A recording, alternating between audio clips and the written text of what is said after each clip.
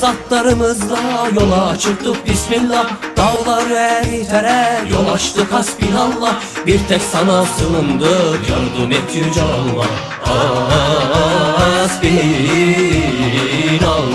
Kargı vurduk, ok attık, kalkanlara oyandık. Kutlu davamız için can verdik, canlar aldık. Şehadete susadık, menzilimize vardık. Hasbinallah.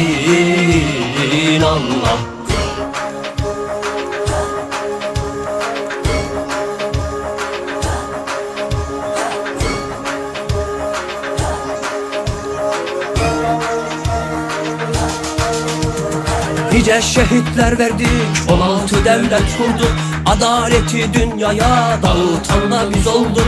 Mazlumların gönlünde yeşeren umut olduk. Hasbinallah. Peygamber müjde verdi, İstanbul fethedildi. Surların tepesine kutlu sancak dikildi. Ayasofya'da o gün namaz eda edildi. Hasbinallah.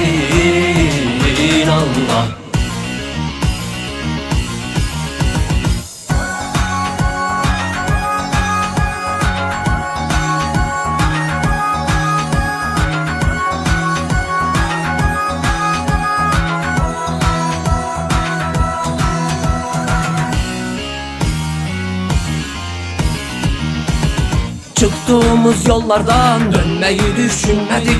Çok zaman uyumadan büyük uğraşlar verdik. Türk'ün şanlı adını altın harflerle yazdık. Hasbinallah.